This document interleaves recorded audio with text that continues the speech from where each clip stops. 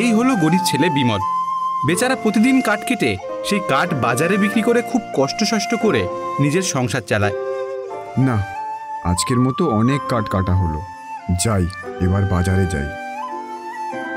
এই বলে বিমল যে কাঠগুলো কেটেছিল সেই কাঠ নিয়ে বাজারের দিকে রওনা দিল।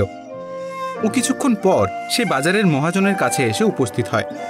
মহাজনবাবু, এই যে দেখুন কাঠগুলো, একটু ভালো করে দেখে নিন।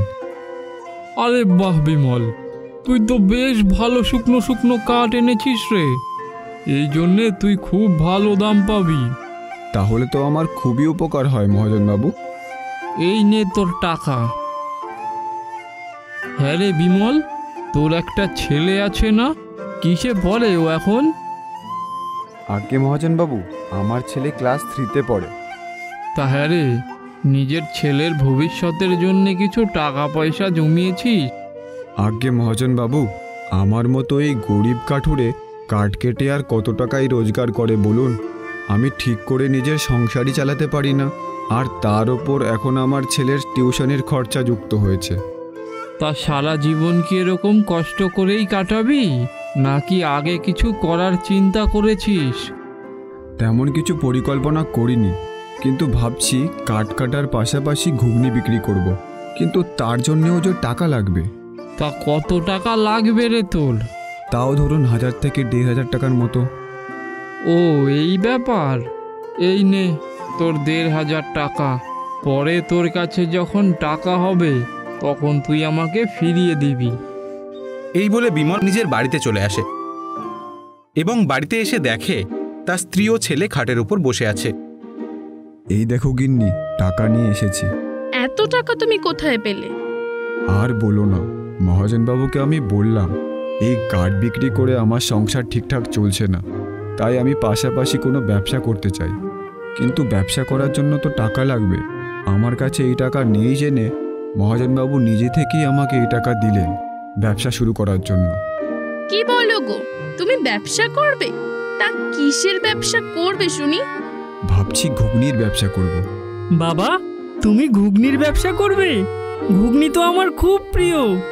এই বলে বিমল ও তার স্ত্রী বাজারে যায় এবং ঘুগনির সমস্ত সরঞ্জাম কিনে নিয়ে আসে। পরের দিন সকালবেলায় ঘুগনি বানিয়ে তার ঠেলা গাড়িতে রেডি করে ফেলে। ও কিছুক্ষণ পর সে তার ঠেলা গাড়ি নিয়ে বেরিয়ে পড়ে পাড়ায় পাড়ায় বিক্রি করতে। আর অন্যদিকে অনেক বছর পর বিমলের দাদার ছেলে ট্রেনে করে বাড়ি ফিরছে। কি রে রতন, তোর বাড়িতে আসতে এত দেরি হলো কেন রে? তাই তো রে, আমরা সেই কখন থেকে স্টেশনে তোর জন্য অপেক্ষা করছি। আর বলো না গো মা, ট্রেনটা আস্তে আস্তে ওই ব্যান্ডেল স্টেশনের ওখানে দাঁড়িয়ে পড়লো। প্রায় আধা ঘন্টা সিগন্যাল না পাওয়ার জন্য ট্রেনটা দাঁড়িয়েছিল, তাই তো আসতে এত দেরি হয়ে গেল। আচ্ছা ঠিক আছে, আর দেরি করে লাভ নেই, এবার বাড়ি চল। আর এদিকে বিমল পাড়ায় পাড়ায় তার ঘুগনি বিক্রি করতে থাকে। এই যে বাবা, তুমি কি এ পাড়ায় নতুন ঘুগনি বিক্রি করতে এসেছো? হ্যাঁ জেঠু। আমার নাতনি খুব বায়না ধরেছিল ঘুগনি খাবে বলে, ওর আবার ঘুগনি খুব প্রিয়। তা তোমার ঘুগনি কত করে? জেঠু, ঘুগনি 10 টাকা প্লেট। ও আচ্ছা, দাও তাহলে আমার নাতনিকে 1 প্লেট ঘুগনি দাও। আচ্ছা জেঠু, দিচ্ছি। এই নাও। কিরে বিমল, তুই আবার কবে থেকে ঘুগনির ব্যবসা শুরু করলি? তোর ঘুগনি ভালো হবে তো? আরে পচাদা, 1 প্লেট খেয়েই দেখো না। কি বলিস রে বিমল, তোর ঘুগনি সত্যি সুস্বাদু? তাহলে দে আমরা 1 প্লেট। হ্যাঁ, এই তো দিচ্ছি। এই বলে সবাইকে বিমল তার ঘুগনি খাওয়ায় ও সবাই তার ঘুগনির প্রশংসা করতে থাকে এবং কিছুক্ষণ পর সে তার ঘুগনি বিক্রি করে বাড়ি ফিরে আসে। এই দেখো গিন্নি, আজ সমস্ত ঘুগনি বিক্রি হয়ে গেছে আর অনেক টাকা লাভও হয়েছে। তাই তো গো, আজ বেশ ভালোই বিক্রি বাট্টা হয়েছে দেখছি। কিন্তু বাবা, আমার ঘুগনি কোথায়? তুমি তো জানোই আমার ঘুগনি খেতে কত ভালো লাগে। আরে আমার পাগল ছেলে, আমি জানি তোর ঘুগনি কতটা প্রিয়, তাই তো আমি আগে থেকে তোর জন্য 1 প্লেট ঘুগনি রান্না করে রেখে দিয়ে গেছি। যা রান্নাঘরে গিয়ে ঘুগনিটা খেয়ে নে। এই বলে তারা আজকের মতো খাওয়া দাওয়া করে ঘুমিয়ে পড়ে। এবং পরের দিন সকাল হতে না হতেই বিমল ও তার স্ত্রী তাদের ঘুগনি বানানো শুরু করে এবং সেই ঘুগনি নিয়ে বিমল আবার বেরিয়ে পড়ে পাড়ায় পাড়ায়। এভাবে বেশ কিছুদিন কাটার পর একদিন হঠাৎ, মাত্র 10 টাকা প্লেট ঘুগনি, গরম গরম ঘুগনি খেয়ে যান। এই যে ভাই বিমল, দাও দেখি আমায় 1 প্লেট ঘুগনি দাও। আমার নাতনি আবার তোমার দোকানের ঘুগনি ছাড়া কারোর দোকানের ঘুগনি খায় না। এই তো জেঠু, দিচ্ছি। এই বলে বিমল ছোট্ট মেয়েটাকে 1 প্লেট ঘুগনি দেয় এবং কিছুক্ষণ পর বিমল দেখে তার দাদার ছেলে রাজু তার ঠেলাগাড়ির দিকেই আসছে। আরে কাকা, তুমিও ঘুগনি বিক্রি করো? কেন রে, আমিও ঘুগনি বিক্রি করি মানে কি? তুইও কি ঘুগনি বিক্রি করিস নাকি? আর কি বলবো তোমায় কাকা, শোনো তবে। এই বলে রাজু তার কাকার কানে ফিসফিস করে কি যেন বলে। কি বলিস রে, সত্যি কথা? তারপর বিমল আজকের মতো যা ঘুগনি বিক্রি করেছিল সেই টাকা নিয়েই বাড়ি ফিরে আসে। কই গো গিন্নি, গিন্নি আমার ব্যাগ গুছিয়ে দাও, আমি কলকাতা যাব। কি বলো গো, তুমি কলকাতায় যাবে? হ্যাঁ গো, কলকাতায় যাব। কলকাতায় নাকি রাজুরও ঘুগনির দোকান আছে। ও যেই মশলা দিয়ে বানায়, ওর কাছে সেই মশলা আনতে যাব। ও আচ্ছা, ঠিক আছে, তাহলে তুমি যাও, আর দেরি করো না। বাবা, ও বাবা, আমিও তোমার সাথে কলকাতায় যাব। না বাবা, আমি আজ কলকাতায় যাচ্ছি কাজে, তোকে আমি পরে ঘুরতে নিয়ে যাব। এই বলে বিমল তার ব্যাগপত্র গুছিয়ে রওনা দিল কলকাতার দিকে এবং কিছুক্ষণ পরে এসে সে পৌঁছালো রেল স্টেশনে ও তারপর ট্রেনে চেপে সে পৌঁছালো তার ভাইপোর কাছে। কিরে রাজু, চলে এলাম তো তোর দোকানে। আরে কাকা, তোমাকে আমি কালকে বললাম আর তুমি আজকেই আমার দোকানে চলে এসেছো। এসো এসো, এই বেঞ্চে বসো। এরপর সেই চেয়ারে বসে বিমল দেখতে থাকে সমস্ত কর্মকাণ্ড। বিমল দেখে তার ভাইপো রাজু হঠাৎ চিৎকার করে বলতে থাকে, কোথায় গেলেন আমার বন্ধুরা? চলে আসুন, রেডি হয়ে গেছে কলকাতার স্পেশাল ঘুগনি। দারুণ মুখরোচক, এমন ঘুগনি আপনি আর কোথাও পাবেন না। তাই আর দেরি না করে এক্ষুনি চলে আসুন। বিমল দেখে কিছুক্ষণের মধ্যেই রাজুর দোকানে এত লোকজন জড়ো হয়ে যায় যে সে নিজেকে সামলাতেই পারছে না। এই যে ভাই, আমাকে 1 প্লেট ঘুগনি দাও তো। এই তো, এই নাও। কত হলো তোমার ঘুগনির? এই তো দাদা, 30 টাকা প্লেট। রাজুর মুখে ঘুগনির এমন দাম শুনে তো তার কাকা মানে বিমলের মাথায় বাজ পড়ে এবং বিমল মনে মনে ভাবে, আরে এখানে ঘুগনির এত দাম, তাও মানুষ এত ভিড় করে ঘুগনি খেতে আসছে রাজুর দোকানে। না, আমাকে দেখতে হচ্ছে রাজু কি এমন মশলা মেশায় ও ওর ঘুগনিতে। যাই, রাজুকে বলি 1 প্লেট ঘুগনি দিতে। কিছুক্ষণ পর যখন রাজুর দোকানের খদ্দেরের ভিড় একটু কম হয় তখন বিমল বলে ওঠে, ভাইপো, ভালোই তো দেখালি তোর দোকানের সেল, তা আমাকে কি এইভাবে বসিয়ে রাখবি, না 1 প্লেট ঘুগনি আমাকেও খাওয়াবি? আরে কাকা, তোমায় ঘুগনি না খাওয়ালে হয়? তুমি আমার কাকা বলে কথা। এই বলে রাজু তার কাকাকে 1 প্লেট ঘুগনি দেয়। তার ঘুগনি খেয়ে বিমল তো অবাক। আরে এ কি, এ তো আমি যেমন ঘুগনি বানাই ঠিক তেমনই স্বাদ। তাহলে রাজু এত দাম দিয়ে ঘুগনি বেচছে? বুঝেছি, বেটা নাম বেচে শহরের মানুষগুলোকে বোকা বানিয়ে খাচ্ছে। এই সমস্ত কথা বলতে বলতে বিমলের মনে লোভ জাগল। না, এবার দেখছি আমারও টাকা কামানোর সময় এসেছে। আরে ও কাকা, কি এত ভাবতে মগ্ন হয়ে গেলে গো? বাড়ি যাবে না? এই তো ভাইপো, যাবো তো বাড়ি। এই বলে বিমল আজকের মতো বাড়ি ফিরে আসে। কি গো, তোমার আসতে এত রাত হয়ে গেল? আর বলো না, ভাইপো আমায় খাইয়ে দাইয়ে তবেই আমাকে ছাড়লো। তা কেমন দেখলে তোমার ভাইপোর ব্যবসা? ভাইপোর ব্যবসা নিয়ে আর জিজ্ঞাসা করো না, সে যে বিরাট ব্যবসায়ী গো। তা তোমার ভাইপোর কাছ থেকে সেই ঘুগনি বানানোর জাদুই মশলাটা নিশ্চয়ই জেনে এসেছো? তা আর বলতে, সব কৌশল শিখে এসেছি।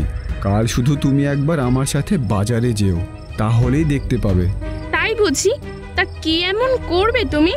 সে তুমি কালই জানতে পারবে। এখন অনেক রাত হলো, চলো সবাই ঘুমিয়ে পড়ি। তারপর তারা আজকের মতো সবাই ঘুমিয়ে পড়ে।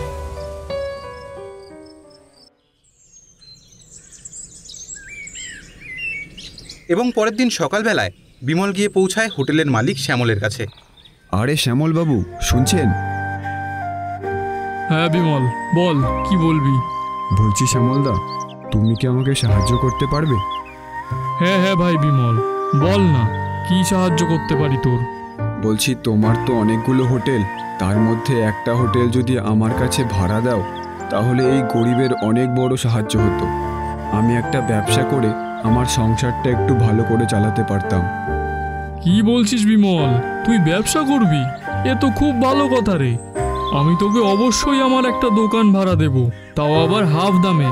মানে অন্যদের থেকে আমি যা ভাড়া নিই তুই তার হাফ ভাড়া দিবি আমাকে। তাহলে আমাকে কত টাকা দিতে হবে শ্যামলদা? বেশি না রে, সবার কাছ থেকে আমি 1000 টাকা করে নিই। কিন্তু তুই যেহেতু নতুন ব্যবসা করবি তাই তুই আমাকে প্রতি মাসে 500 টাকা করে দিবি। আচ্ছা ঠিক আছে শ্যামলদা, এই নাও তোমার 500 টাকা, এই মাসের অগ্রিম ভাড়াটা। এই বলে বিমল 500 টাকা দিয়ে শ্যামলের কাছ থেকে একটা দোকান ভাড়া নিয়ে নেয়। ও কিছুক্ষণ পর সে তার ভাড়ার দোকানে তার ঘুগনির ব্যবসার সমস্ত সরঞ্জাম নিয়ে আসে ও সাজিয়ে গুছিয়ে বাড়ি চলে যায়। কই গো, চলো চলো দোকানে চলো। কি বলছো গো, দোকান? আরে হ্যাঁ রে বাবা, হ্যাঁ, একবার আমার সাথে তুমি বাজারে চলো তো। তুমিও না, কি যে করো না। তারপর বিমল তার স্ত্রীকে নিয়ে দোকানের দিকে রওনা দিল এবং দোকানে এসে দেখে দোকানে বড় বড় অক্ষরে লেখা রয়েছে কলকাতার স্পেশাল ঘুগনি। গিন্নি, এই দেখো আমাদের দোকান, কেমন হয়েছে বলো? কি বলছো গো, এটা আমাদের দোকান? আরে হ্যাঁ গো হ্যাঁ, চলো আর কথা না বাড়িয়ে দোকানের সমস্ত সরঞ্জাম রেডি করে ফেলি। হ্যাঁ হ্যাঁ, চলো চলো। কিন্তু সমস্ত সরঞ্জাম কি তুমি এনেছো? সে কি আর বলতে। তারপর তারা তাদের ঘুগনির দোকান রেডি করে ফেলে এবং জোরে জোরে চিৎকার করে বলতে থাকে, কোথায় গেলে আমার গ্রামবাসীগণ? আর দেরি না করে চলে এসো আমাদের হোটেলে আর খেয়ে যাও কলকাতা স্পেশাল ঘুগনি রুটি। বিমলের মুখে এমন কথা শুনে বাজারে উপস্থিত সমস্ত মানুষ তার দোকানের দিকে এগিয়ে আসে। ভাই বিমল, তুই এ কি ঘুগনি বিক্রি করিস? আর কত করেই বা দাম তোর এই ঘুগনির?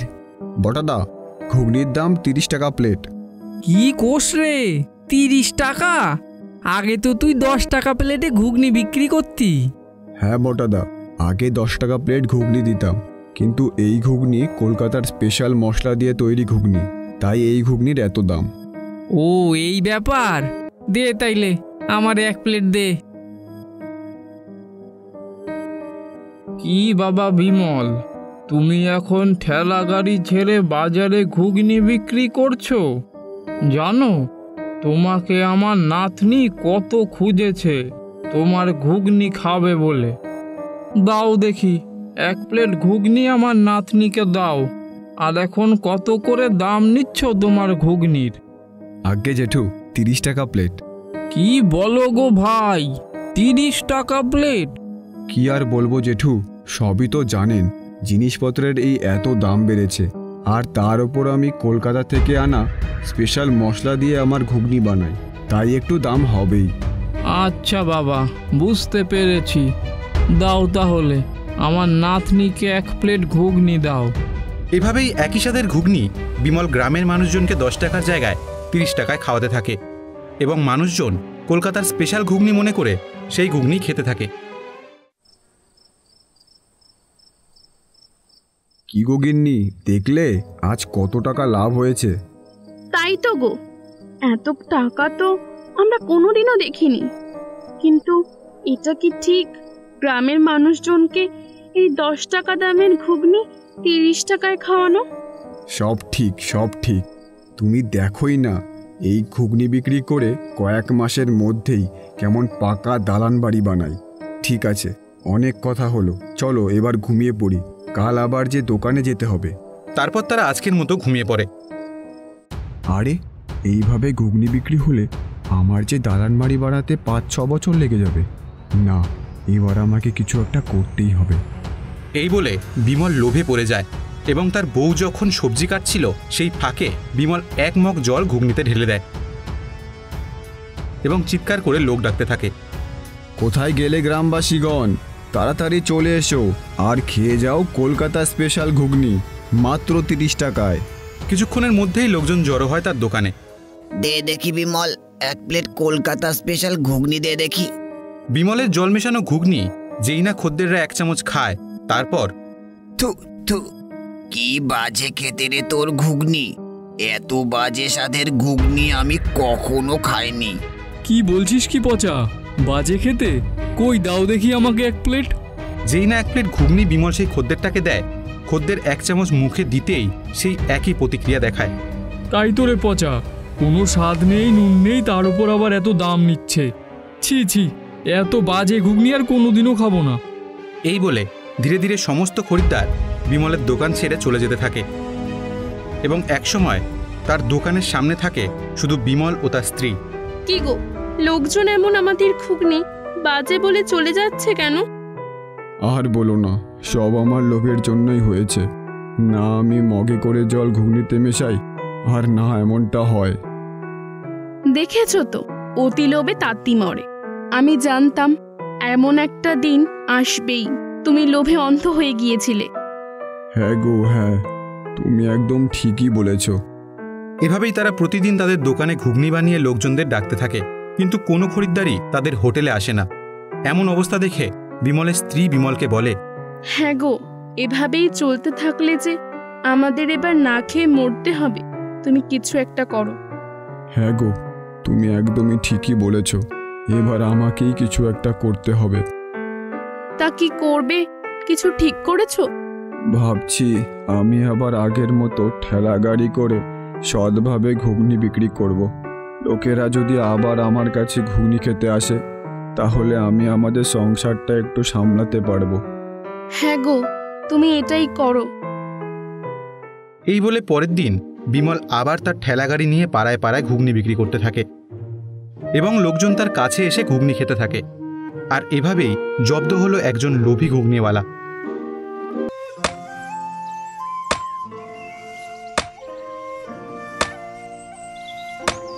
উফ, বাবারে বাবা, কি গরম! কবে যে একটু বৃষ্টি হবে কে জানে। এত গরমে আর কাজ করতে পারি না। এমন সময় মাঠের পাশে রাস্তা দিয়ে যাচ্ছিল পলাশ। আরে ও রবিদা, এই এত গরমে মাঠে কি করো? কি আর করব ভাই, মাটি কোপাচ্ছি, নতুন চারা গাছ লাগাবো বলে। কি বলো, এই এত গরমে তুমি চাষ করার কথা ভাবতেছো? আশেপাশে একবার চাই দেখো, মাঠে সব ফসল জলের অভাবে শুকায় গেছে। বর্ষা না আসলে চাষ করো না, লোকসান হবে। তাই তো দেখছি, কিন্তু কি করব কিছুই তো বুঝতে পারছি না। এত রোদে আর দাঁড়ায় থাকা যাচ্ছে না গো।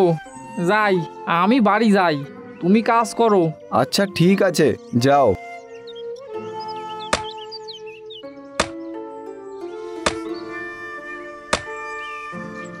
উফ, খুব কষ্ট হচ্ছে। যা গরম, আর পারা যাচ্ছে না।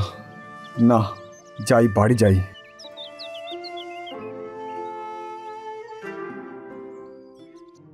গিন্নি, ও গিন্নি, 1 গ্লাস ঠান্ডা জল দাও, বড্ড জল তৃষ্ণা পেয়েছে।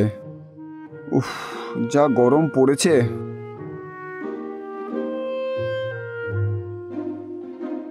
কি করব বলো তো, এই গরমে যে মাটির কলসির জলও গরম হয়ে গেছে।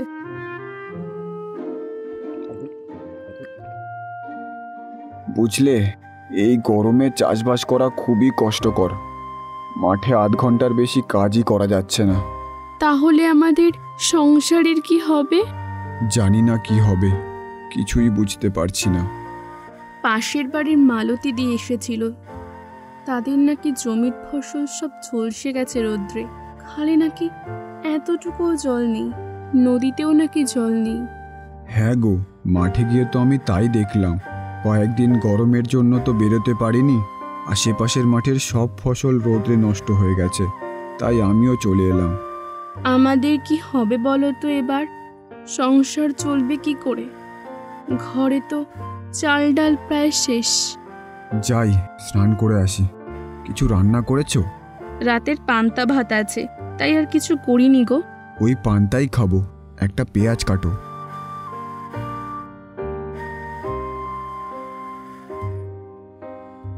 বিমল স্নান সেরে এলে দুজনে বসে ভাত খায়। তারপর বিকেলে বিমল একটু হাঁটতে বেরোয়। বিকেল হয়ে গেল, যাই একটু ঘুরে আসি গিয়ে।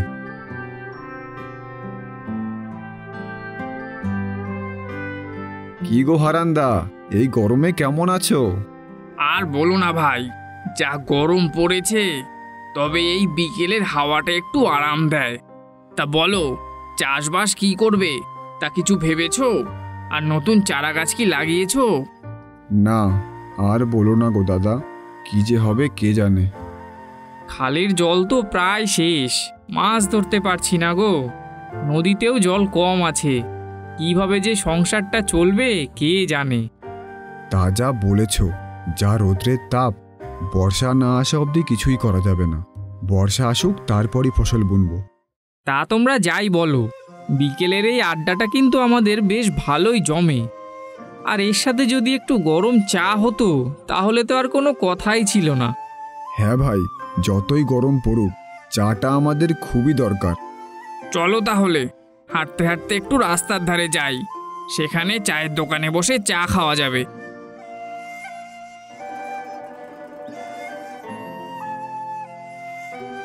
যা, চায়ের দোকানই তো বন্ধ। চলো আমার বাড়ি চলো, চা খাওয়াবো খাঁটি দুধ দিয়ে। আমার বউ দারুণ চা বানায়।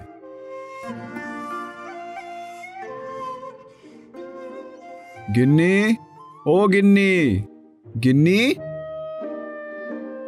আরে আসুন দাদারা, বসুন, একটু চা করে আনি। আহ, দারুণ চা খেলাম।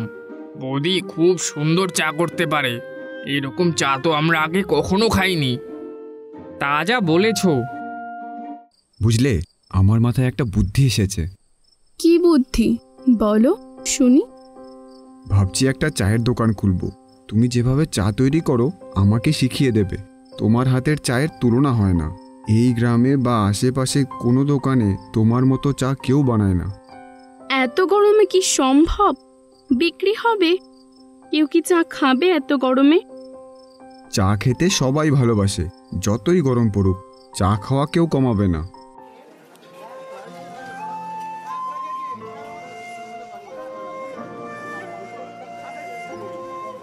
দাদারা চা খেয়ে যান। লিকার চা, দুধ চা, সব রকমের চা পাওয়া যায়।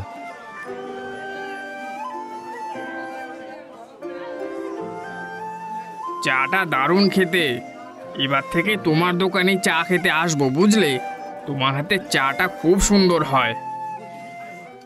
বুঝলে, চায়ের ব্যবসাটা বেশ ভালোই চলছে। হ্যাঁ, তোমার বুদ্ধিটা বেশ ভালোই ছিল, বেশ ভালো লাভ হচ্ছে। আমার হাতের চা সকলেই খেতে পছন্দ করছে, তাই সকলে আমার দোকানেই আসে, অন্য কোথাও যায় না। তাই আমার লাভ বেশি। তোমাকে চা তৈরি করার পদ্ধতিটা শিখিয়ে দিয়েছি, তাতে বেশ ভালোই হয়েছে বলো। তবে গিন্নি, আমি একটা জিনিস ভাবছি, কিভাবে কম খরচে আরও অনেক টাকা লাভ করব। কম খরচে বলতে? চা তৈরি করতে যে খরচটা হয় সেটা তো করতেই হবে, নয়তো এরকম সুস্বাদু হবে না। আসলে তুমি কি বলতে চাইছো, আর কি বা করতে চাইছো বলো তো? ওটাই তো ভাবছি, আমাকে একটা বুদ্ধি বার করতেই হবে। বিমল এক দোকানের সামনে দাঁড়িয়ে বাজার করতে থাকে। দাদা, আমাকে 500 গ্রাম সব থেকে কম দামি চা পাতাটা দেবেন, আর 1 কেজি চিনি দেবেন, আর সব থেকে কম দামি 1 প্যাকেট দুধ দিয়েন। সব কিনে বিমল দোকানের সামনে উপস্থিত হয়। দোকান খুলে চা তৈরি করে সে। দেখতে দেখতে দোকানের সামনে কয়েকজনের ভিড় হয়। ভাই বিমল, এক কাপ চা দাও। আমাকেও এক কাপ চা দিও বিমলদা, আর একটা বিস্কুটও দিও। মাথাটা প্রচণ্ড ধরেছে গো, বুঝলে? চাটা খেয়েই কাজে যেতে হবে। আমাদের যেমন অভ্যাস, তোমার হাতে চা না খেলে দিনটা যেন শুরু হয় না। একদম, তাই জন্যই তো আমার দোকান খোলা। এই নাও তোমাদের চা। বুঝলে, আজও আমার বেশ ভালো টাকাই লাভ হয়েছে। এটা কি করার ঠিক হচ্ছে বলো? যতই হোক, এতে তো চায়ের টেস্ট নষ্ট হয়ে যাবে। আরে দূর, তুমি খুবই বোকা, তারা কেউ কিছু বুঝতেই পারে না। এভাবেই বিমল আরও কয়েকদিন দোকান থেকে কম দামি চা পাতা আর দুধ কিনে আনে। তা দিয়েই চা বানিয়ে তার চায়ের স্বাদ আস্তে আস্তে খারাপ হতে থাকে। বুঝলে বিমল, কেন জানি না এখন তোমার চায়ের টেস্টটা খারাপ হয়ে গেছে। আগের মতন আর নেই। ঠিক বলেছো হারান। রাস্তার মোড়ের চায়ের দোকান থেকে তবু ভালো খেতে, তবে আগে না আরও বেশি ভালো খেতাম তোমার চা। তাই জন্যেই তো এত দূর থেকে তোমার চায়ের দোকানে আসি চা খেতে। আমার চায়ের স্বাদ ঠিকই আছে। প্রতিদিন আমি যেভাবে চা তৈরি করি আজও সেইভাবেই বানিয়েছি। তোমাদের একটু ভুলই লাগছে। আরও বেশি লাভ করতে হবে আমাকে। চায়ের দুধে জল মেশাতে হবে। খাঁটি গরুর দুধ দিয়ে আর চা নয়, কাল থেকে অনেকটা করে জল মেশাবো, তবে আমার লাভ হবে। এমন সময় ঘরের ভেতর প্রবেশ করে বিমলের গিন্নি। একা একা তুমি ওখানে বসে কি বকবক করছো? বিমল তার গিন্নিকে সব কথা খুলে বলে। অনেক টাকা লাভ করতে হবে। তুমি দেখো, আমরা কয়েকদিনেই বড়লোক হয়ে যাব। বলছি শোনো, এইভাবে করো না গো। এইভাবে লোক ঠকালে ওপরওয়ালার কাছে কি জবাব দেবে বলো তো? তাছাড়া তোমার চায়ের গুণও যে নষ্ট হয়ে যাবে, স্বাদ নষ্ট হয়ে যাবে। কেউ আসবে না তখন তোমার দোকানে চা খেতে, সবাই অন্যের কাছে চলে যাবে কিন্তু। আরে তুমি এত ভয় পাচ্ছ কেন? কিচ্ছু হবে না। চা হচ্ছে এমন একটা জিনিস, যেমনই হোক না কেন সবাই খেতে আসবে। অত চিন্তা করো না তো। আমি এখন ভাবছি কোথায় লাভ করব, আর তুমি কি না আমাকে ওপরওয়ালার ভয় দেখাচ্ছ। যাও যাও, বেশি কথা না বলে ভাত নিয়ে আসো, খেতে দাও। কাল সকালে আবার কাজে যেতে হবে। বিমল দুধে জল মেশাতে থাকে। তার ফলে তার চা খুব পাতলা তৈরি হয়। দোকানে যারা আসে তারা চা খেয়ে চলে যায়। এমন সময় দোকানে হারান আসে। বুঝলে ভাই বিমল, কড়া করে একটা চা করো। দেখো ভাই, চা খেতে এসেছো, চা খাও। একদম ভালো খারাপ মন্তব্য করবেন না। কেন? বিমল তো ঠিকই বলেছে। চায়ের আবার ভালো খারাপ কি গো? চা তো চাই। কোথায় না ঘরের সামনে চা পাচ্ছেন বলে আমায় ধন্যবাদ দেবেন, তা না দিন দিন যেন আমার চায়ের খুদ বার করছেন। আচ্ছা বেশ, কিছু বলবো না, তবে একটা কড়া করে চা করে দাও তাড়াতাড়ি। চাটা কেমন পাতলা পাতলা মনে হচ্ছে না রে? আরে বেশি না বকে চাটা মন দিয়ে খাও তো। হারান আর কমল এবার চায়ে চুমুক দেয়। প্রথম চুমুক দিয়েই তাদের মুখ একদম বাংলার পাঁচ হয়ে যায়। ইস, ছি, থু থু থু। এটা কি বিমল? এটা চা হয়েছে? কি বাজে খেতে হয়েছে আজকে চাটা। সত্যি ভাই বিমল, এতদিন ধরে তোমার বানানো চা খেয়ে আসছি, এই আজকের মতন বাজে চা আমরা কখনো খাইনি। আজ কি তুমি চায়ে দুধ চিনি কিছুই দাওনি? কমলদা, তুমিও শুরু করলে? এই ব্যবসার সময় আমার আর ক্ষতি করো না তো। তোমাদের কথা শুনে লোকেরা আর আমার কাছে চা খেতে আসবে না। আরে বিমল, তোমার যদি বিশ্বাস না হয় তুমি একটু খেয়েই দেখো। কি বলছো কি তুমি? দাঁড়াও, আমি খেয়ে দেখি। কমলের কথায় বিমল একটু চা মুখে দেয়। মুখে দিতেই তার মুখও বাংলার পাঁচ হয়ে যায়। তবুও সে কোনো রকম কিছু বলে না। এই কই, চা তো ঠিকই আছে। আসলে তোমরা চাইছো না বলো আমি এইভাবে ব্যবসা করি? আমি এমন ভালো মতো ব্যবসা করছি তো, তাই তোমাদের জ্বালা ধরছে। তোমরা আর কাল থেকে আমার দোকানে এসো না তো। তোমাদের দুজনে যত প্রবলেম হয়, আর অন্য কারোর প্রবলেম হচ্ছে না তো। ব্যাপারটা কি বলো তো? তোমরা কি চাও না আমি ব্যবসা করি? এসব তুমি কি বলছো? আমরা এমন কেন চাইবো? বেশি কিছু বলো না গো হারান, চলো আমরা যাই। হ্যাঁ হ্যাঁ, যাও যাও, আর এসো না। তোমাদের কথা শুনে আমার সব কাস্টমার চলে গেল। আমার কত ক্ষতি করে দিলে তোমরা।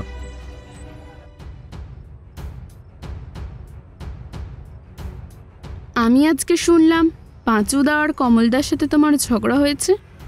সারাদিন কাজ করে আসার পর মেলা ফ্যাস ফ্যাস করো না তো। সবই শুনেছো তো দেখছি। কারণ তাও তো জানো, অত ব্যাপারে নাক কেন গলাতে হবে তোমাকে? এইভাবে হয় না গো। মানুষের যতই চায়ের প্রতি একটা নেশা থাকুক না কেন, সে যেখানে ভালো স্বাদ পাবে সেখানেই চা খেতে চলে যাবে। তুমি ব্যবসার কি বোঝো? এইভাবেই ব্যবসা করতে হয়, বুঝলে? আমি অত বুঝি না, কিন্তু লোক ঠকিয়ে ব্যবসা করাটা ঠিক নয়। আমাকে আবার জ্ঞান দিতে এসেছো? যাও যাও, নিজের কাজ করো।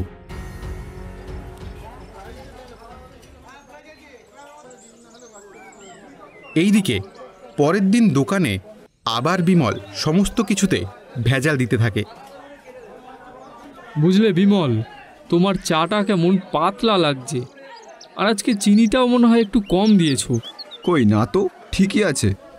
তুমি একটু মিষ্টি দাও আর একটু কড়া করে চাটা করো। এই চাটার কোনো স্বাদ লাগছে না। ঠিক আছে ঠিক আছে, তুমি কি আর 1 কাপ খাবে? না না না, আমি আর খাবো না। আজকে তোমার চাটা খুব একটা জমলো না। তাহলে যাও তো, যাও এখান থেকে যাও। আমার ব্যবসার সময় আমার মাথা খেও না।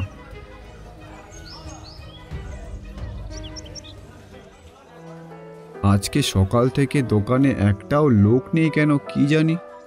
এমন সময় রাস্তা দিয়ে যাচ্ছিল গ্রামের 2টো লোক। কি গো দাদা, আমার দোকানে চা খাবে না? এসো এসো, চা খেয়ে যাবে, এসো। না গো, আমরা চা খেয়ে নিয়েছি। তোমার দোকানের চাটা না ভালো হয় না। আমরা ওই মোড়ের দোকান থেকে চা খেয়ে ফিরছি। আর 1টা কাপ খেয়ে যাও। না না, আমরা চা খাবো না। তোমার দোকানের চা আর ভালো হয় না। প্রথম যা চা বানাতে, এখন সেই তুলনায় বড্ড খারাপ, মুখে নেওয়া যায় না। বিমলের দোকানে সেদিন 1 কাপ চাও বিক্রি হয়নি। সব দুধ এবং চা নষ্ট হয়ে যায়, ফলে তাকে সেগুলো সব ফেলে দিতে হয়। বাড়ি ফিরে এসে বউয়ের সাথে আলোচনায় বসে বিমল। জানো গিন্নি, আজকে দোকানে একটাও খদ্দের এলো না। এটাই স্বাভাবিক। তুমি যদি চাই এত জল মেশাও, তবে তুমি কি করে ভাবলে যে কেউ তোমার দোকানে চা খেতে আসবে? দেখো, সবাই মোড়ের চায়ের দোকান থেকে চা খেয়ে আসছে। দূর, এটা হতে পারে না। এটাই হয়েছে, তুমি লোভী হয়ে গিয়েছিলে, তাই চায়ের সব ভেজাল জিনিস মেশাচ্ছিলে। মানুষ চা খায় স্বাদ আর নেশার জন্য। বারবার করে তোমায় বলেছি, তাও তুমি ভুলে গেছো। না না, এভাবে আমার ব্যবসা ডুবতে পারে না। মানুষ একই দামে যেখানে ভালো জিনিস খেতে পাবে সেখানেই যাবে, আর একবার যদি ব্যবসার নাম খারাপ হয়ে যায়, তাহলে সেই নাম আবার টেনে তুলে আনা খুবই কষ্টকর। আমি কালকেই মোড়ের মাথার দোকানে গিয়ে দেখে আসব।